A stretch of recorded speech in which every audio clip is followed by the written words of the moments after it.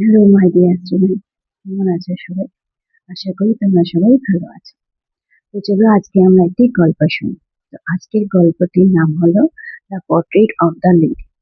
নামটা শুনেই বুঝতে পারছো যে পোর্ট্রেট অফ দ্য লেডি আমাদের টেক্সট বুকের ফার্স্ট চ্যাপ্টার। আর এই চ্যাপ্টারটি যে লিখেছেন ওনার নাম হলো খুশওয়ান্ত সিং। তো খুশওয়ান্ত সিং আমাদের ইন্ডিয়ার একজন অনেক ফেমাস রাইটার এবং উনি একজন লয়ারও ছিলেন।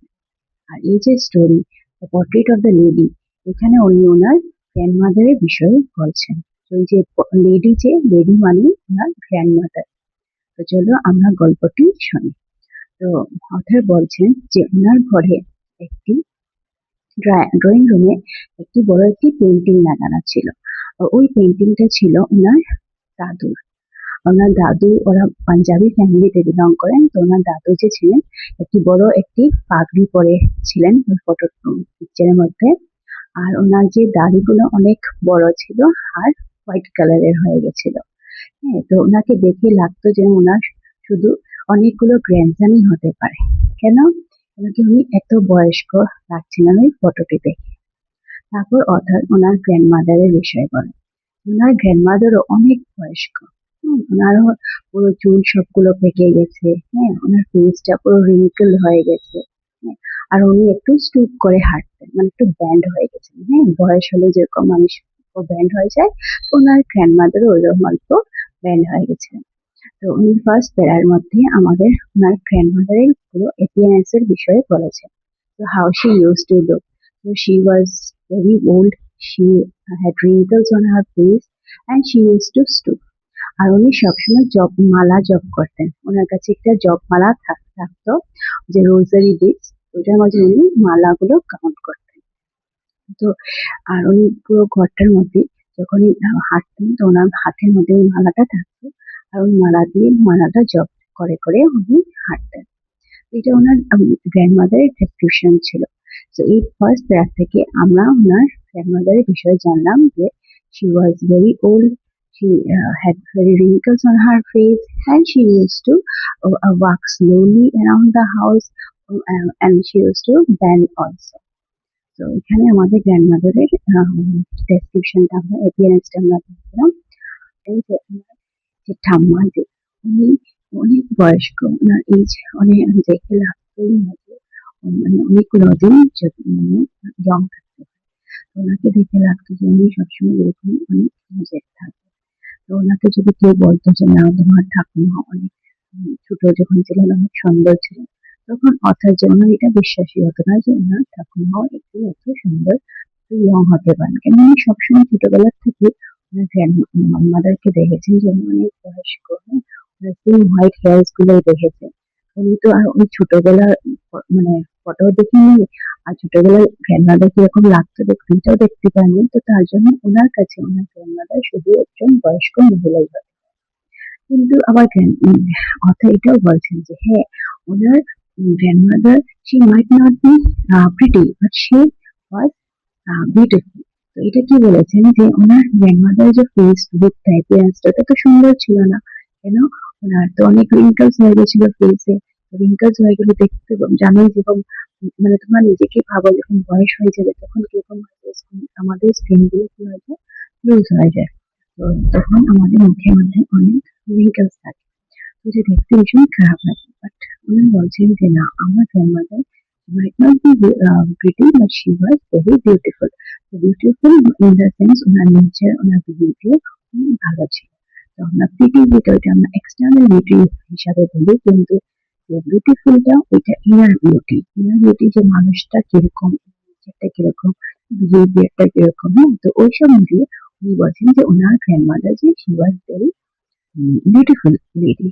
And he also compared his grandmother with a landscape of snowy mountain. তো ল্যান্ডস্কেপ অফ স্নোই মাউন্টেনের যে পাহাড়, যেগুলো হিল স্টেশন থাকে ওখানে পাহাড়গুলো দেখতে বরফ দিয়ে ঢাকা থাকে। আর বরফের পাহাড়গুলো কিন্তু একদম হোয়াইট থাকে, দেখতে ভীষণ সুন্দর, ন্যাচারাল, পিওর, সিরিয়াল থাকে না দেখতে, শান্ত। তো ওই যে ল্যান্ডস্কেপটা ওইটার মতো উনি ওনার গ্র্যান্ডমাদারকে কম্পেয়ার করেছেন। ওনার গ্র্যান্ডমাদার অনেক বয়স্ক ছিলেন, একদম স্লো, আস্তে আস্তে কথা বলতেন। ওনার হেয়ার্স গুলো হোয়াইট ছিল। উনি একটা সাদা কাপড়ের শাড়ি পরতেন, কিন্তু পুরো হোয়াইট বডি লাগতো ওনার। তো ওইটার জন্য উনি ওনার গ্র্যান্ডমাদারকে ওই ল্যান্ডস্কেপের সঙ্গে উনি স্নোই ল্যান্ডস্কেপের সঙ্গে উনি কম্পেয়ার করেছেন। এটা হয়ে গেল আমাদের সেকেন্ড প্যারাগ্রাফ, যেখানে উনি ওনার গ্র্যান্ডমাদারকে কি বলেছেন যে she was my grandmother might not be pretty but she was a beautiful lady. তো কেন উনি অনেক ভালো একজন মহিলা ছিলেন, ওনার ক্যারেক্টার অনেক ভালো ছিল, উনি একজন রিলিজিয়াস লেডি ছিলেন। রিলিজিয়াস মানে ওনার হাতে সবসময় জপমালাটা থাকতো, রোজারি বিটস, ওটার মাঝে উনি সবসময় ঠাকুরের নাম জাপ করতেন, প্রেয়ার্স আস্তে আস্তে করে প্রেয়ার্স মানে মানে গান করতেন। এইসব মিলিয়ে ওনাকে উনি বলেছেন যে she was a very beautiful lady. তো এখন যখন নেক্সট বেড়াটা ওইটার মধ্যে গ্র্যান্ডসন যে অথার যে উনি ওনার গ্র্যান্ডমাদারের সঙ্গে যে রিলেশনশিপটা, ওইটা তিনটা ফেজের মধ্যে হয়। ওই ফেজ গুলো উনি আমাদেরকে বলছেন। তো ফার্স্ট ফেজে কি ছিল, গ্র্যান্ডসন আর গ্র্যান্ডমাদার ওরা গ্রামের বাড়িতে থাকে, ভিলেজে ওদের বাড়ি ছিল। ওই গ্রামের বাড়িতে ওরা দুজনেই একসঙ্গে থাকতো। কেন ওনার বাবা মা ওরা টাউনে চলে গেছেন, ওইখানে বাবা জব করতেন, তো ওইখানে ওরা ওইখানে ভালো করে সেটেলমেন্ট হতো। তো তার জন্য গ্র্যান্ডমাদার আর ওনার নাতি ওরা দুজনকে গ্রামের বাড়িতে ওরা রেখে গেছে। যখন ছোটবেলা গ্রামের বাড়িতে ঠাম্মার সঙ্গে অর্থাৎ থাকতো, তো কি হতো ওনার যে ঠাম্মা যে অনেক সকাল ভোরবেলা উঠে যেতেন। তোমরা যেরকম অ্যালার্ম দিয়ে রাখো, হ্যাঁ, ঘুম থেকে ওঠার জন্য, কিন্তু তবুও ওঠো না, অ্যালার্মটা বন্ধ করে আবার অল্প 5 মিনিটের জন্য শুয়ে থাকো। কিন্তু ওনার যে গ্র্যান্ডমাদার, উনি ন্যাচারাল অ্যালার্ম ছিল, ওনার ঠিক ভোর হওয়ার আগেই ওনার ঘুম ভেঙে যেত। আর উনি সকালে উঠে সবকিছু কাজ করতেন ওনার গ্র্যান্ডসনের জন্য, স্কুলে যাওয়ার জন্য টিফিন রেডি করা, কাপড় প্রেস করে দেওয়া, সবকিছু যেগুলো জিনিস লাগে, উনি ব্রেকফাস্ট রেডি করা, উনি সকালবেলা উঠে এসব করতেন। তারপর ওকে ঘুম থেকে উঠানো, আমাদেরকে যেমন মা ডেকে ডেকে ঘুম থেকে ওঠায়, হ্যাঁ উঠো না, তো সেম ওইভাবেই গ্র্যান্ডমাদার ওনার নাতিকে খুব আদর করে সকালবেলা ঘুম থেকে উঠিয়ে ওকে স্নান করিয়ে, কেন ও তো ছোট ছিল, ওকে স্নান করিয়ে স্কুলে পাঠানোর জন্য রেডি করে দিত। তারপর যখন ওকে খাওয়ানোর সময় বা রেডি করার সময় উনি মানে ওনার যে প্রেয়ার্স গুলা উনি একটু বড় করে তখন প্রেয়ার্স গুলো গেতেন আর কি, মানে ওই যে গান গান করতেন। ওনার মনে মনে ভাবতেন যে যদি ওনার নাতি গানগুলা শুনে যদি একটু ঠাকুরের নামটা যদি ও একটু মুখস্থ হয়ে যায়, তো ও একটু শিখে নেবে। ওই আশায় উনি ওই ঠাকুরের ভজন গুলা উনি সকালবেলা গান করতেন ওসব কাজ করার সময়। কিন্তু ওনার নাতি যে ছিল, মানে আমাদের কথা ওনার কোনো এইসবের মধ্যে কোনো ইন্টারেস্ট ছিল না যে ও ঠাকুরের ভজন গুলা শিখবে। ওনার শুধু ওনার ঠাকুমা যখন গানটা করতেন, ওই গানের যে শব্দটা ওইটা শুনে ওনার ভয়েসটা শুনতে ওনার খুব ভালো লাগতো। তারপর কি হতো, স্কুলে যাওয়ার জন্য ওনার যে ব্যাগ ঠিক করা, আগের দিনে তো মানে স্লিপ থাকতো, স্লিপ পেন্সিল ওইসব উনি রেডি করে দিতেন। আর যাওয়ার সময় ঘর থেকে একটা চাপাতি রুটি, হ্যাঁ ওগুলো মানে আগের দিনই রাত্রে উনি বানিয়ে রাখতেন, আর যাওয়ার সময় ওনাকে ওগুলো সঙ্গে করে নিয়ে যেতেন। তো ওনার মানে স্কুলটা যে ছিল, মানে অথরের ছোটবেলা ওই স্কুলটা একটা টেম্পলের সামনে ছিল, তার সামনে একটা মন্দির ছিল আর সঙ্গে ওনার স্কুল, এটা গ্রামের স্কুল। তো তো আগের দিনে আমরা স্কুলগুলা মন্দির বা মন্দিরের সামনে জায়গার মধ্যে এখানে স্কুল হতো। তো ওই জন্য গ্র্যান্ডমাদারও ওনার নাতির সঙ্গে ওরা ওকে নিয়ে ওইখানে যেতেন, আর ওইখানে গিয়ে টেম্পলে বসে ওনার রিলিজিয়াস স্ক্রিপচার্স, গীতা থাকে না, কুরআন, মহাভারত, এগুলো যেগুলো আমাদের যে রিলিজিয়াস স্ক্রিপচার্স থাকে ওইগুলো she use to read over there. আর তখন অর্থাৎ ওনার স্কুলের মধ্যে উনি পড়াশোনা করতেন। তো ওইটা করে তারপরে ওনাকে আবার ওই সঙ্গে একসঙ্গে আবার উনি নিয়েও আসতেন। আসার সময় কি হতো, ওইখানে যে মন্দির থেকে বেরোনোর সময় কতগুলা স্ট্রিট ডগস থাকতো, ওই স্ট্রিট ডগস গুলা দেখার সঙ্গে সঙ্গে ওদের কাছে এসে যেত। মানে ওরা জানতো যে গ্র্যান্ডমাদার যখনই আসবে ওদের জন্য খাবার নিয়ে আসবে। তো ওই যে রুটি গুলা, যে চাপাতি গুলা উনি ওই স্ট্রিট ডগস কে দেওয়ার জন্য নিয়ে আসতেন। ওনার খুব ভালো লাগতো মানে স্ট্রিট ডগস কে খাওয়া দেওয়ার জন্য, তো ওনার জন্য উনি ঘর থেকে বানিয়ে নিয়ে আসতেন। আর স্ট্রিট ডগস গুলো জানতো, তো তার জন্য ওরা ওদের অ্যাটেন্ডেন্স সবসময় মানে মাস্ট থাকতোই। ওরা কোনোদিনও মিস করতো না। গ্র্যান্ডমাদার আসবে আর ওদের জন্য রুটি নিয়ে আসবে। ওই ওদেরকে খাওয়িয়ে ওরা দুজন আবার ঘরে এসে যেত। তো এটা ছিল ওদের ভিলেজ লাইফের মধ্যে, এটা ওদের ফার্স্ট ফেজ ছিল ওদের রিলেশনের মধ্যে। তখন ছিল গ্র্যান্ডমাদার আর গ্র্যান্ডসন, ওরা ভীষণ ক্লোজ ছিল। ওরা সব কাজ সকাল থেকে বিকাল পর্যন্ত ওরা একসঙ্গে থাকতো। ওদের যে রিলেশনশিপের যে বন্ডটা ওটা ভীষণ স্ট্রং ছিল, কেন ওরা দুজনেই ছিল একজন আরেকজনের সঙ্গে পুরো টাইম স্পেন্ড করতো। কিন্তু কি হলো, যখন আমাদের অথরের বাবা সিটিতে ছিলেন, তখন ওনার আস্তে আস্তে যখন উনি ভালো করে সেটেল হয়ে গেছেন, তখন উনি ওনার গ্র্যান্ডমাদার আর ছেলে গ্র্যান্ডসারকে ওদেরকে বলেছেন যে তোমরা সিটিতে এসে যাও, এখানে আমরা সেটেল হয়েছি, আমরা ঘর নিয়ে নিয়েছি, আমরা এখানে থাকবো। যখন যারা ওখান সিটিতে এসে গেছেন, তখন ওদের রিলেশনশিপের মধ্যে গ্র্যান্ডসন আর মাদারের মধ্যে একটি মানে একটু গ্যাপ এসে গেছে। কিভাবে? এখানে তো সিটিতে আসার পরে তো স্কুল চেঞ্জ হয়ে গেছে। এখানে যে অথর যে উনি একটা ইংলিশ মিডিয়াম স্কুলে যাওয়া শুরু করে দিয়েছেন।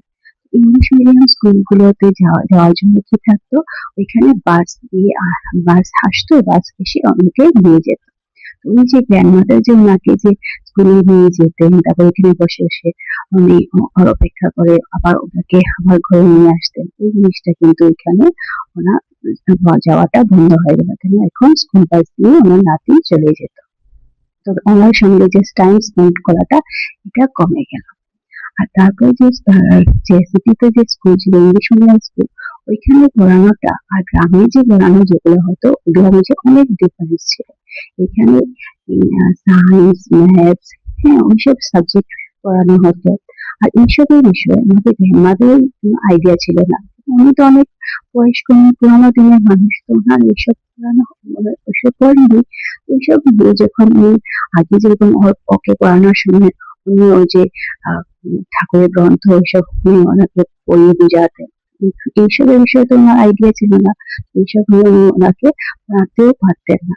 ওই যে ওদের যে বনটা ছিল একসঙ্গে, যে মানে পড়াশোনা নিয়ে যে চর্চা করাটা, এটাও আস্তে আস্তে বন্ধ হয়ে গেল। যখন ঠাম্মা ওকে জিজ্ঞেস করতেন আজকে কি পড়ানো হয়েছে, তখন নাতি বলতো যে না আজকে আর্কিমিডিস প্রিন্সিপাল পড়ানো হয়েছে, কোপারনিকাস কিভাবে ডিসকভার করেছে। হ্যাঁ, তো ওইসব যখন সায়েন্সের ব্যাপারে বলতো নাতি, তখন ওনার এসব মানে পছন্দ হতো না। কিন্তু ওনার তো এসব জানা ছিল না, অনেক ইন্টারেস্ট ছিল না। উনি মনে মনে ভাবতেন এটা কি ধরনের স্কুল যেখানে কোনো ঠাকুরের বিষয়ে কোনো পড়াশোনা নেই, শুধু সায়েন্স নিয়ে পড়াশোনা। না, এসব ভালো লাগতো না। আর আস্তে আস্তে আমি ওনাকে জিজ্ঞেস করাটাও আস্তে আস্তে কমিয়ে দিতে। একদিন জিজ্ঞেস করেছেন কি হয়েছে তোমাদের স্কুলে, তখন নাতি বলেছে যে না আজকে তো আমাদের মিউজিক ক্লাস আছে। যেই শুনেছেন যে মিউজিক ক্লাস হয়েছে ওনার ভীষণ রাগ উঠেছে। উনি মানে মিউজিক জিনিসটা পছন্দ করতেন। ওনার মানে হিসাবে মিউজিক ওইগুলো গান বাজনা ওইগুলো অনেক মানে ভালো মানুষেরা করে না, হ্যাঁ এগুলো লো ক্লাসের মানুষেরা ওরা করে। তো এইসব কেন স্কুলে শেখানো হবে? ওনার ভীষণ খারাপ লাগলো। তারপর দিন থেকে উনি আর নাতিকে আর জিজ্ঞাসা করলেন যে তোমাদের স্কুলে কি আর পড়ানো হতো। তো ওই যে জিনিসটা তখন ওদের রিলেশনের মধ্যে একটা ডিস্টেন্স আসা শুরু হয়ে গেল। তারপর আরো সময় গেল, কি হলো আমাদের অথর একটু বড় হয়ে গেলেন। তখন উনি যখন ইউনিভার্সিটিতে যাওয়া শুরু করলেন, অনেক বড় হয়ে গেছেন, তখন পড়াশোনার চাপও বেড়ে গেছে। তো পড়াশোনার জন্য ওনাকে একটা সেপারেট একটা রুম দেওয়া হয়েছে। আগে তো ওরা দুজন একসঙ্গে থাকতো, কিন্তু এখন কি হয়ে গেল, এখন ওই যে অথরের জন্য একটা আলাদা রুম, গ্র্যান্ডসনের জন্য আলাদা রুম দেওয়া হয়ে গেল। তখন ওই যে ওরা যে একসঙ্গে একটা রুমে যে থাকতো, ওই যে ক্লোজনেস না ওইটাও শেষ হয়ে গেল। আর কিন্তু আমার গ্র্যান্ডমাদারের অনেক খারাপ লেগেছে, কিন্তু এই জিনিসটা উনি অ্যাকসেপ্ট করে নিয়েছেন। কেন? উনিও জানেন যে ওনার নাতি পড়াশোনা করতে লাগবে, হ্যাঁ ওর ডিস্টার্ব হবে, তার জন্য উনি ওনার মনকে মানিয়ে নিয়েছেন। উনি কিচ্ছু ইয়ে করেননি, মানে রিজেকশন এই যে হয়েছে যে ওটার জন্য কিছু বলেননি, কিছু রাগও শো করেননি, উনি চুপচাপ মেনে নিয়েছে। তখন ওনার সময়টা কিন্তু একদম উনি একটু একা একা ফিল করতেন, কিন্তু কাউকে উনি বুঝিয়ে দেননি। তারপর কি হলো, ওই সময় ওনার সময় কিরকম কাটতেন ঘরের মধ্যে, ওনার তো সবসময় ঠাকুরের জপমালাটা সঙ্গে থাকতো, ওই জপমালা দিয়ে জপ করতেন। তারপরে দুপুরবেলা বসে একটু সুতা কাটতেন স্পিনিং এর মধ্যে, she used to spin the wheel। হ্যাঁ, তো উনি সুতা কাটতেন এটা বসে। আর একটা সময় ছিল যখন ওনার দিনের সবচেয়ে হ্যাপিয়েস্ট আওয়ার ছিল, ওইটা ছিল যখন স্পেরোস গুলা ওনার ঘরের উঠানে আসতো। কতগুলা পাখি, যে যে স্পেরো পাখি, ওগুলা আসতো আর উনি ওদেরকে ব্রেড ক্রাম্বস খাওয়াতেন। আগে যেভাবে ভিলেজের এখানে যখন স্ট্রিট ডগস গুলাকে চাপাতি দিতেন, এখানে উনি ব্রেডের টুকরো করে করে ওই পাখিগুলোকে উনি খাওয়া দিতেন। আর পাখিগুলো ওনার সঙ্গে এত মিশে গেছিল যে ওনাকে উনি ভয়ই পেতেন না। গরুগুলা পাখি এসে ওনার উপরে বসতো, হাতে বসে যেত, মাথার উপরে বসে যেত। ওরা আমার গ্র্যান্ডমাদারের সঙ্গে অনেক ওদের একটা বন্ডিং হয়ে গেছিল। আর ওই যে 1 ঘন্টার সময় ওনার দিনের সবচেয়ে বেশি হ্যাপিয়েস্ট মোমেন্ট উনি মানতেন, ওই সময় উনি ভীষণ খুশি থাকতেন। তো তারপর কি হলো, এটা সেকেন্ড ফেজ গেল। হ্যাঁ, ওনার ফার্স্ট ফেজটা ছিল when they were in the village, হ্যাঁ, they had a very strong and close relationship, and the second phase started when they shifted to city। সিটিতে মুভ করার সঙ্গে সঙ্গে কি হয়ে গেল, ওদের ডিস্টেন্সটা একটু বেড়ে গেল, যেহেতু মানে স্কুলটা চেঞ্জ হয়ে গেল, এখানে পড়াশোনাগুলো চেঞ্জ হয়ে গেল, তো ওদের যে মানে টাইম স্পেন্ডটা একসঙ্গে করাটা কমে গেল। তারপর কি হলো, এখন ইউনিভার্সিটিতে যখন হঠাৎ চলে গেলেন, তারপর ওদের যে একটা সেম রুমটা ছিল, ওই সেম রুমটাও এখন সেপারেট হয়ে গেল, মানে ওদের ডিস্টেন্সটা, গ্যাপটা বেড়ে। তারপর আর কি হলো, নেক্সট ডে যখন অথর এখন ইউনিভার্সিটি পড়াশোনা কমপ্লিট, এখন উনি ডিসাইড করেছেন আমার বাবা যে ওনাকে অ্যাব্রড পাঠানো হবে, ফরেন কান্ট্রিতে, ওইখানে গিয়ে উনি পড়াশোনা করবেন। তো অ্যাব্রড যেতে গেলে ওইখানে আরো 5 ইয়ার্স ওইখানে পড়াশোনা করতে হবে। তখন এই ডিসিশনটা যখন নেওয়া হলো, তখন গ্র্যান্ডমা কোনো কিছু এটার মাঝে অপোজ করেননি, উনি মেনে নিয়েছেন যে হ্যাঁ, আমার নাতি ভবিষ্যতের জন্য অত ভালো পড়াশোনা করতে হবে, তোকে তো ওইখানে পাঠানোই লাগবে। তো উনি না করেননি, কিছু না। কিন্তু তখন যখন যাওয়ার সময় উনি গেছেন স্টেশনে ওনাকে ছাড়ার জন্য, আর কিছু কথা বলেননি, শুধু ওকে মানে হাগ করেছেন, আদর করে ওর হেডে একটা কিস করেছেন আর করেছেন। তখন অতার মনে মনে ভাবছেন যে আমার হয়তো আমার গ্র্যান্ডমাদারের সঙ্গে এটাই আমার লাস্ট একটা ফিজিক্যাল মিট হবে, কারণ আমি তো আর ওনাকে দেখতে পারবো কিনা, আমার তো এত 5 বছর পর্যন্ত উনি থাকবেন কিনা, ওনার তো অনেক বয়স হয়েছে, আরো যে এত বছর বাঁচবেন ওটার এত শিওরিটি তো নেই। তার জন্য উনি অর্থাৎ ওনার মনটা ভীষণ খারাপ ছিল, যে উনি ভাবছিল যে না, আর আমি আমার গ্র্যান্ডমাদারকে নাও দেখতে পাই। তো উনি ওনার ওখানে চলে গেছেন, বাইরে গিয়ে পড়াশোনা করছেন। তো সময় গেল, 5 বছর যখন পড়াশোনা কমপ্লিট হয়ে গেল, তো ওনার ঘরে আসবেন, যেদিন ঘরে আসবেন সেই দিন গ্র্যান্ডমাদার যে তখনও ছিলেন, উনি আবার স্টেশনে গেছেন ওনাকে ফিরে আনার জন্য। গ্র্যান্ডমাদার যখন এখানে দেখেছেন ওনার অথারকে 5 বছর পরে, উনি খুব খুশি হয়েছেন, কিন্তু কিছু করা উনি শুধু ওকে আবার হাত করে ওনার সঙ্গে আবার ঘরে নিয়ে এসেছেন। তো সেদিন কিন্তু কি হয়েছে, আসার পরে ওনার একটা বিহেভিয়ারে চেঞ্জ হয়েছে। উনি সবসময় ঠাকুরের নাম জাপ করতেন, চুপচাপ করে থাকতেন। সেদিন কি করেছেন, উনি আশেপাশে যে যত মহিলারা, ওদেরকে উনি ডেকে এনেছেন, ওদের কাছ থেকে ঢোল এনেছেন, একটা ঢোল জোগাড় করেছেন। জোগাড় করে ওনাদের সবাইকে মিলিয়ে উনি সন্ধ্যার সময় মানে খুব গান বাজনা শুরু করে দিয়েছেন। গান বাজনা গুলো কি, ওগুলো যখন আগের দিনে যখন বেরিয়ে আসতো, মানে কেউ যুদ্ধতে যেত, রাজারা যুদ্ধ জিতে যখন আসতো, তো ওদেরকে মানে প্রেস করার জন্য, ওরা সাহসের বলে কথা, হ্যাঁ, ওইগুলা নিয়ে গান বানানো হতো আগের দিনে। ওই গানগুলা অনেক ঢোল পেয়েছে, সবার সঙ্গে খুব অনেক মজা করেছেন, আগে খুব গান বাজনা অনেক করেছেন।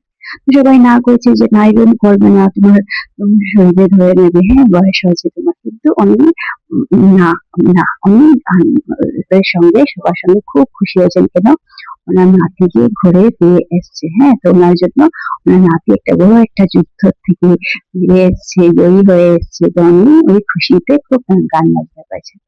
যেহেতু উনি বয়স হয়েছে, এত কিছু করেছেন, তারপর দিন কি হয়েছে, সকালবেলা ওনার শরীরটা খারাপ করে নিয়েছে। তো উনি আর বিছানা থেকে উঠতে পারছেন না, ওনার জ্বর জ্বর ভাবও এসে গেছে। তো সবাই ওরা ডক্টরকে পাঠিয়েছে। ডক্টর এসে দেখে গেছে, বলেছে যে না, ওনাকে একটু রেস্ট করতে হবে। কিন্তু তখন যে গ্র্যান্ডমাদার উনি বুঝে নিয়েছেন যে না, ওনার শেষ সময় এসে গেছে। তখন উনি বলেছেন যে না, আমি তো কালকে ঠাকুরের নাম নিই, এখন আমি আর সময় নিজের নষ্ট করতে চাই না, আমি এখন আমার ঠাকুরের নাম নিতে চাই, তোমরা সবাই যাও, আমাকে আর এখন আর ডিস্টার্ব করবে না, আমি আমার যত সময় আছে আমি আমার ঠাকুরকে ডাকবো। তো উনি আবার ওনার মালা জপ করাটা শুরু করে দিয়েছে। তো সেই দিন কি হয়েছে, অনেকটু পরে যখন মালা জপ করতে করতে হঠাৎ করে ওনার প্রাণটা বেরিয়ে গেছে। তো গ্র্যান্ডমাদার ওই দিনই মারা গেছে। তো সবাই এসে যখন দেখেছে যে ওনার শ্বাস নেই না, সবাই কান্না শুরু করেছে। তখন কি হয়েছে, ওই যে পাখিগুলো যে রোজ আসে ওরাও এসছে, ওরাও দেখেছে যে না, ওইখানে যে গ্র্যান্ডমাদার ওখান থেকে বিছানা থেকে আর লড়ছে না। তো ওই পাখিগুলোকে দেখে যে অর্থাৎ যে ওনার মা ভেবেছেন না, ওরা তো পাখিগুলো এসছে, ওদেরকে একটু ব্রেড ক্রাম্স দিয়ে দিই। তো ব্রেড ক্রাম্স দিয়েছে ওদেরকে খাওয়ার জন্য, কিন্তু একটাও পাখি সেদিন একটাও ব্রেড ক্রাম্স খায়নি। ওরা শুধু অল্প সময় এখানে দাঁড়িয়ে রয়েছে, গ্র্যান্ডমাদারের সামনে কিচ্ছু লড়াচড়া করেনি। ওদের মনটাও যেন খারাপ হয়ে গেছে। তারপর কত সময় পরে ওরা এখান থেকে উড়ে চলে গেছে। আর গ্র্যান্ডমাদারকেও সেদিন তারপরে সবকিছু রেডি করে ঘর থেকে নিয়ে চলা হয়ে গেছে। তারপর দিন সকালবেলা কি হয়েছে, ওই যে ব্রেড ক্রাম্স গুলো ছিল যেরকম ছড়ানো ছিল ওইরকমই ছিল। তারপর ওনার মা ওনার গুলোকে পরিষ্কার করেছে। এখানে আমাদের গল্পটা শেষ হয়। গল্পটা ভীষণ সুন্দর। তো এখানে এই গল্পটার মধ্যে অথর যে উনি ওনার মা আর গ্র্যান্ডমাদারের যে সঙ্গে যে স্ট্রং বন্ড অফ রিলেশন, এটাকে ডেসক্রাইব করেছে। আর এটাই বোঝানোর চেষ্টা করেছেন যে হয়তো সময়ের মধ্যে সময় চেঞ্জ হয়ে যায়, রিলেশনশিপের মধ্যে একটু ডিস্টেন্স গ্যাপ এসে যায়, কিন্তু যে আমাদের যদি সত্যিকারের ভালোবাসা বা বন্ডিং যদি থাকে, এটা কোনোদিনও নষ্ট হয় না। এইভাবে আমরা এখানে দেখলাম ওদের যে গ্র্যান্ডমাদার আর গ্র্যান্ডসনের যে রিলেশনশিপটা ছিল, এটা একটা তিনটা ফেজে গেছে, একটা ভিলেজ লাইফে, একটা সিটি লাইফে, তারপর যখন আবার গ্র্যান্ডসন যখন অ্যাব্রোডে চলে গেছে, হ্যাঁ। তো ওই সময়টা আমাদের মধ্যে ডিস্টেন্স ওদের রিলেশনের যে গ্যাপ এসে গেছে, কিন্তু ওই গ্যাপটা ওই ডিস্টেন্সটাকে ওরা দুজনেই অ্যাকসেপ্ট করে নিয়েছে, হ্যাঁ, গ্র্যান্ডমাদারও। আর উনি কোনো কমপ্লেন করেনি, কিন্তু ওনার যে ওনার গ্র্যান্ডসনের জন্য যে ভালোবাসাটা এত স্ট্রং ছিল যে এত বছর 5 বছর পর্যন্ত উনি ওয়েট করেছেন। ওনার শ্বাসটাও তখন ওনার শরীর থেকে বেরোয়নি, ওনার গ্র্যান্ডসন আসবে ওনাকে দেখতে। আর যখন ওনার গ্র্যান্ডসনকে নিয়ে পেয়ে গেছেন, তারপরে উনি ওনার দেহত্যাগ আর ওনার বাঁচার আর ইচ্ছা ওনার জন্য ছেড়ে দিয়েছেন, উনি দেহত্যাগ করেছেন। তো এই এত স্ট্রং ওদের রিলেশনশিপটা ছিল। আর ওদের মাঝে যে আমাদের যে সেলফিশনেসটা ছিল না, উনি সেলফিশ ছিল না, উনি তখন বলতে পারতেন না আমার নাকি যাবে না, আমার সঙ্গে থাকবে, কিন্তু এটা উনি করেননি। ওনার নিজের খুশিটা উনি স্যাক্রিফাইস করে দিয়েছেন ওনার নাতি ভালো ফিউচার হওয়ার জন্য। এইটাই হলো যে আমাদের যে রিলেশনশিপ গুলা যে থাকে ঘরে, আমাদের বন্ডিং যে থাকে, মা বাবা গ্র্যান্ডমাদার তার সঙ্গে থাকে, তো এটা কত স্ট্রং থাকে, এটাকে এখানে বোঝানোর চেষ্টা করেছে। তোমাদের এই স্টোরিটা দেখে কিরকম লাগলো বলবে। আর তোমাদের লাইফের মধ্যে তোমাদের পোর্ট্রেট অফ দ্য লেডি, তোমরা কাকে মানো, এরকম একজন মানুষ যার সঙ্গে তোমাদের রিলেশনশিপ ভীষণ স্ট্রং, হ্যাঁ, ওইরকম একটা যাকে মানো আমাকে তোমার জানাবে। ঠিক আছে, আজকে আমরা এখানে গল্পটা এখানে